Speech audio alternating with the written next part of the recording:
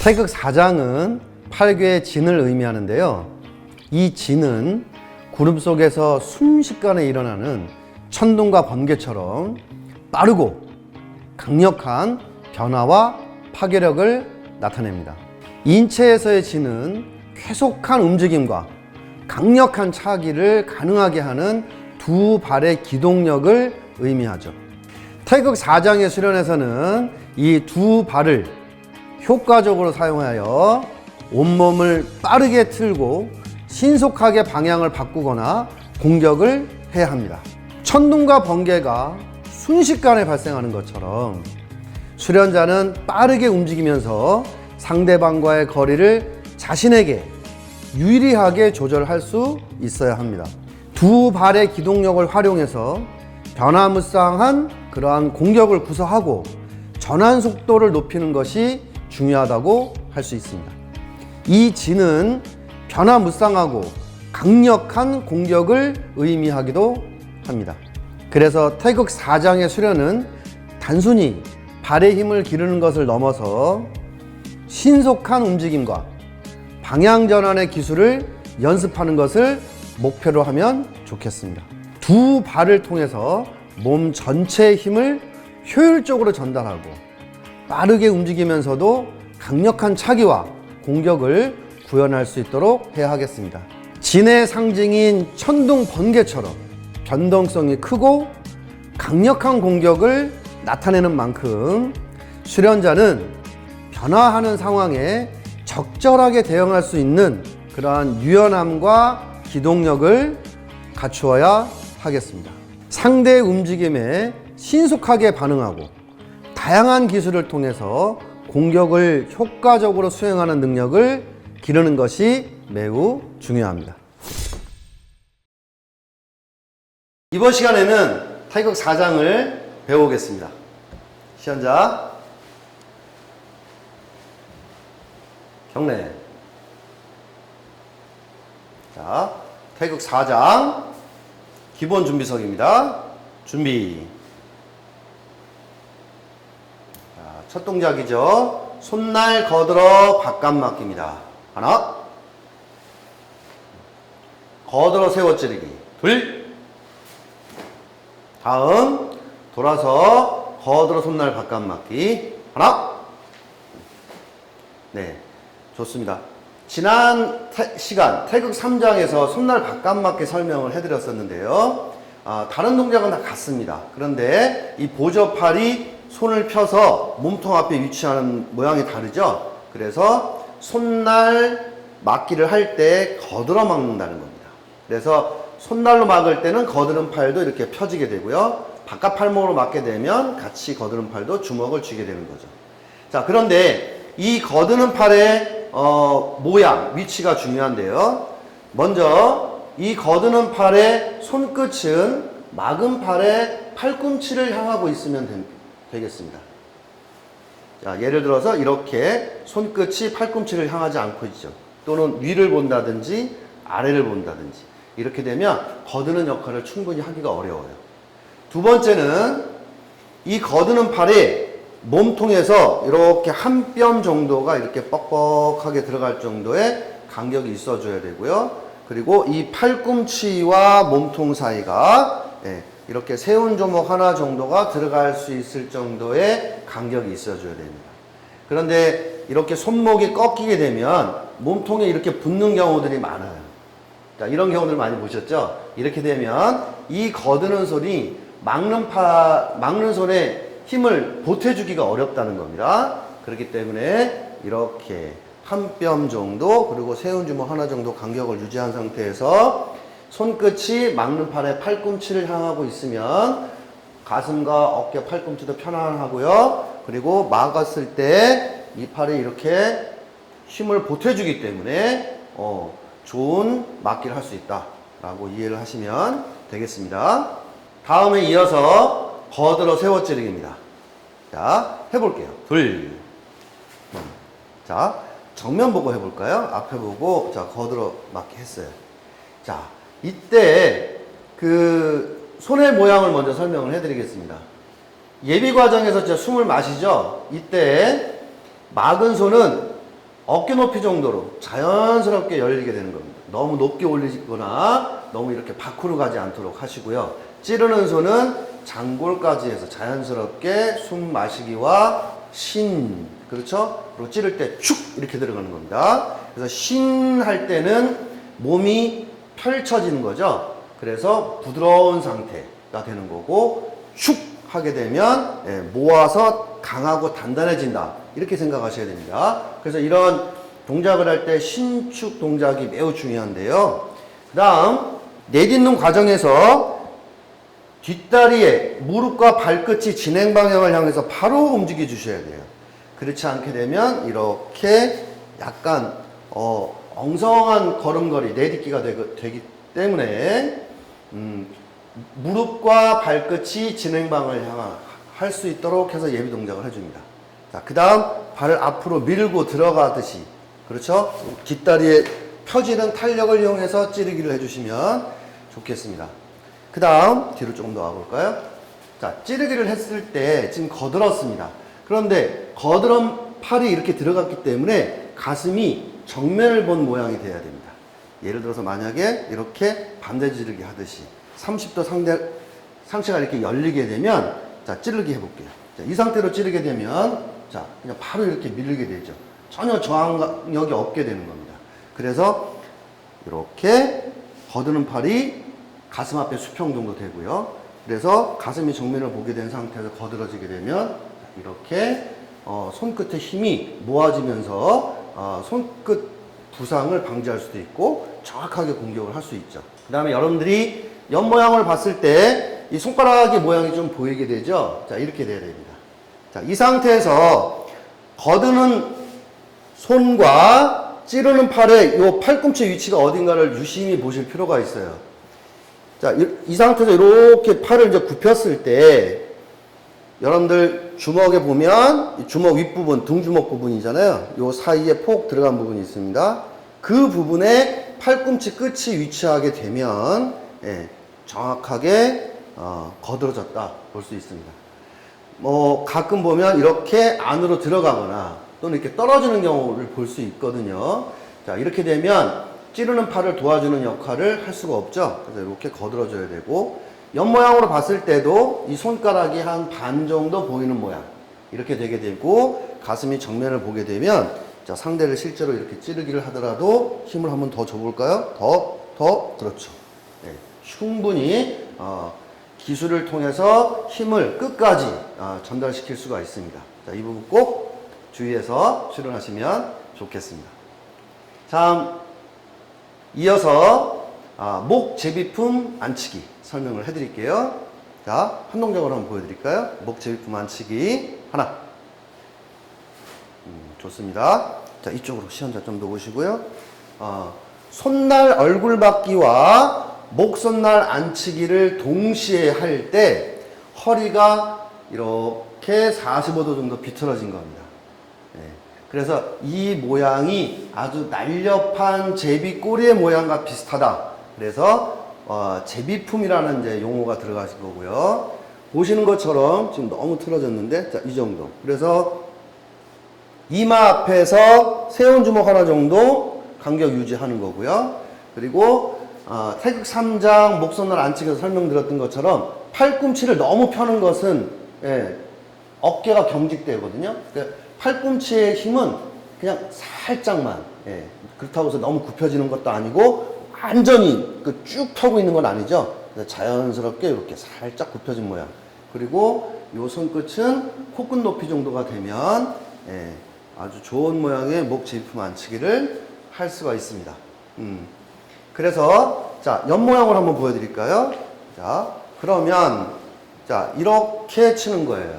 목동맥을 칠 때 이렇게 내려치면, 그렇죠, 이렇게 막기와 치기를 동시에 하는 거다, 하는 기술이다 라고 하고요. 그래서 이렇게 팔꿈치가 굽혀지지 않도록, 또는 이렇게 손목이 젖혀지는 경우들이 있거든요. 자, 이런 경우 주의하셔서 하시면 좋겠고요. 자, 시연자 다시 한번 앞에 한번 볼까요? 허리가 이렇게 비틀어지기 때문에 이렇게 턱이 이렇게 따라서 돌아가는 경우들을 좀 많이 볼 수가 있습니다. 자, 허리가 비틀어진 것이지 이렇게 턱이 따라가는 모양은 좋지 않죠. 자, 이런 모양 유지해서 목 제비품 안치기를 하시면 좋겠습니다. 태권도에서 또 대표적으로 멋진 동작 중에 하나이기 때문에 이런 모양을 잘 만드시는 것이 중요하고요. 자, 다음은 앞차고 바로지르기 동작입니다. 자, 시연자 돌아서 한번 보여줄까요? 나를 향해서. 자, 앞차고 무릎 접는 과정은 제가 여러 번 강조를 해서 말씀드렸습니다. 자, 둘, 차고 무릎 접고 이어서 바로 지르기. 그렇죠. 그래서 딛기와 지르기와 당기기를 동시에 할 수 있도록 하는 것이고요. 자, 다음 동작은 옆차기 동작인데요. 자, 먼저 한번 보여드리겠습니다.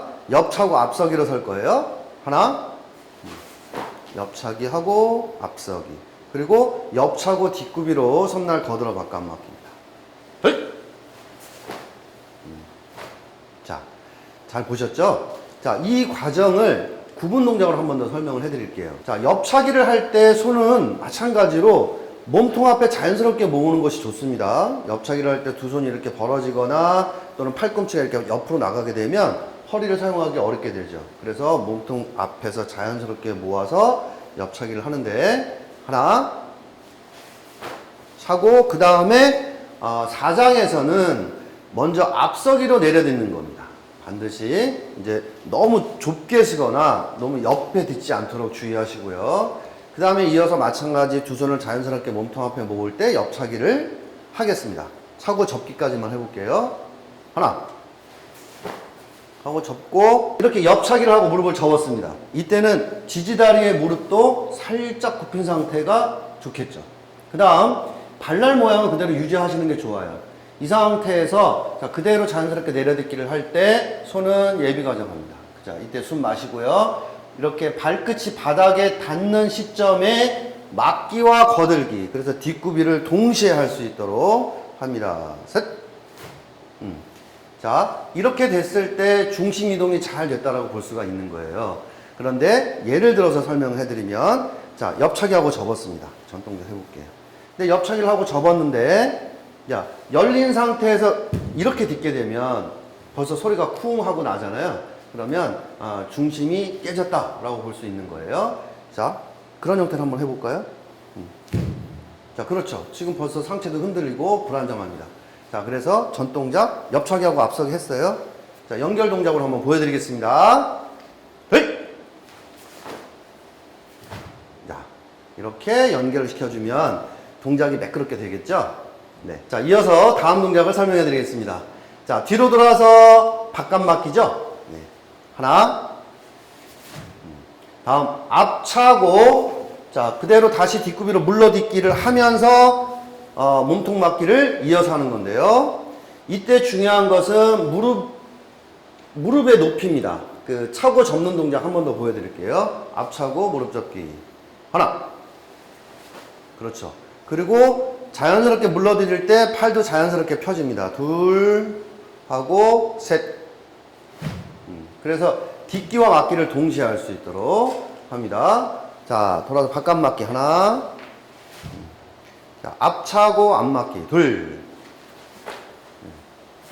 자, 이때 이제 가장 어려운 부분이 이 뒷구비석이에요. 이렇게 물러들이면서 뒷구비를 한다는 것이 상당히 좀 어렵거든요. 그래서 이렇게 무릎이 안으로 이렇게 몰리지 않도록 해서, 지난번에도 뒷구비 설명드릴 때 두 무릎을 밖으로 연다는 느낌으로 선다라고 말씀드렸잖아요. 그렇게 되면 앞무릎과 뒷무릎 이렇게 좀 열듯이 서게 되면 안정적인 서기로 하실 수가 있습니다. 자, 이어서 목 제부품 안치기 하나. 그 다음에 앞차고 주먹 앞치기입니다. 둘. 자, 뒤로 좀만 더 오셔서 다시 해볼게요. 전 동작. 네. 자, 이 동작에서 중요한 것은 등주먹 치기를 할 때 반드시 안에서 치는데요.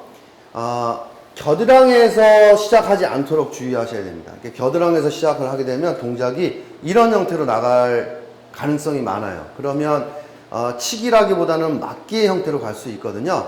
그래서 반드시 주먹이 내 가슴 앞을 걸쳐서 아래턱을 스치듯이 해서 인중 앞에서 멈추듯이 해서 둥주먹 앞치기를 하겠습니다. 헤이! 좋아요. 다음은 몸통 맞기와 이어서 제자리 바로지르기입니다. 몸통 맞기 하나, 제자리 바로지르기 둘. 자, 몸통 맞기가 한 동작이고요. 제자리 바로지르기가 한 동작입니다. 그래서 품새 수련하실 때 구분 동작으로 하실 때는 몸통 맞기 하나를 정확하게 하시고, 그리고 제자리에서 지면 발력과 허리의 틀림을 이용한 그 탄력적인 바로지르기를 하실 수 있도록 연습하는 게 좋겠습니다. 자, 이어서 하나. 자, 이때 뒤로 도는 과정 다시 한 번 더 설명해 드릴게요. 여기서 팔이 이렇게 몸통 멀리 이렇게 움직이게 되면 원심력 때문에 이렇게 중심을 잃을 수가 있죠. 그래서 예비 과정 하는 과정에서는 팔꿈치를 몸통 가깝게 해서 돌아서 이어서 맞기를 하게 되면 중심 이동을 잘 할 수가 있습니다. 하나, 그리고 제자리 바로지르기 둘. 자, 이어서 몸통 맞고 두 번 지르기입니다.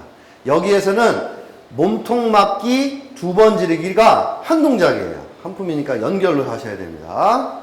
하나, 그렇죠. 둘, 네. 자, 돌아서 바로 쉬어. 좋습니다. 자, 시연자 차렷 경례. 자, 이렇게 태극 사장의 주요 동작들을 설명해 드렸습니다. 다시 한번 복습하는 차원에서 요점 정리를 해드리면, 손날 거드러 맞기를 했을 때 거드름 팔의 손끝은 팔꿈치를 향한다. 그리고 몸통과 팔목 사이는 한 뼘 정도, 그리고 팔꿈치와 몸통 사이는 주먹 하나 정도 간격을 유지한다. 자, 이해하셨죠? 자, 그 다음 거들어 세워 찌르기를 했을 때는 상체 각도가 뒤로 30도 열리는 것이 아니라 정면을 본 상태에서 손끝은 몸 중심선에 명치를 향해서 찔러주는데, 이때 거드름 팔꿈치는 등주먹 부위 요 가운데 폭 들어간 부분이 있어요. 그 부분에 위치하게 되면 거드름 역할을 충분히 잘 할 수 있습니다. 만약에 뒤로 빠지거나 이렇게 떨어지게 되면 거드름 역할을 할 수 없죠. 그래서 옆에서 봤을 때 이렇게 손가락이 반 정도 살짝 보이는 형태가 되면 좋겠습니다. 그 다음에 목 제비품 안치기를 할 때 이렇게 턱이 돌아가지 않도록 주의하시고요. 팔이 돌아간 것이 아니라, 자, 상체가 지금 뒤로 30도 열린 상태입니다. 근데 이 상태에서 올려서 허리를 이렇게 반대로 30도 정도 틀어졌기 때문에 허리가 틀어진 모양이다 라고 생각하셔야 돼요. 턱이 따라가지 않도록 주의하시면 좋겠습니다. 그리고 옆차고 옆차기 하고 뒷굽이 서기 할 때 요 내려딛는 과정, 그렇죠? 내려딛는 과정에서 중심 이동 주의해서 하시면 좋겠고요. 그 다음에 바깥 맞기에서 앞차고, 여기서 발을 이렇게 먼저 디뎌버리면 동작이 어색하게 되잖아요. 그래서 앞차기를 하고 난 이후에 무릎을 높이를 그대로 유지해서 딛기와 맞기, 그리고 당기기를 동시에 할 수 있도록 하시면 좋겠습니다. 다음, 보통 태극 사장에서 몸통 맞고 그냥 이렇게 동작이 흐르듯이 하는 경우들이 많이 있거든요. 반드시 몸통 맞기 하나, 그리고 반호흡에 의해서 제자리 바로지르기 하나를 정확하게 하실 수 있도록 수련하시면, 태극 사장은 천둥 번개라고 말씀드렸어요. 그렇게 하늘에서 큰 힘, 천둥 번개가 우르릉 쾅쾅 번쩍 번쩍 이렇게 큰 위험을 나타나기 때문에 태극 사장을 하실 때 이렇게 힘과 기술을 기를 수 있도록 수련하시면 좋겠습니다. 태극 사장에서의 진이라는 것은 단순히 천둥과 번개의 상징을 넘어서서 수련자에게 신속한 움직임과 강력한 기운을 강조하는 개념이라고 할 수 있습니다. 두 발의 기동력을 통해서 몸의 중심을 자유롭게 전환하고 변화무쌍한 공격과 방어를 펼치는 것이 태극 사장의 핵심입니다. 이 과정에서 수련자는 천둥번개처럼 변화무쌍하고 강렬한 기운을 발휘하면서 내외적으로 조화를 이루는 수련을 통해 자신의 전투 능력을 극대화하게 됩니다. 이러한 수련은 단순한 기술 습득을 넘어서 몸과 마음의 통일을 이루는 과정으로 이어지고요. 진정한 무도인의 길을 걷게 된다고 할 수 있습니다.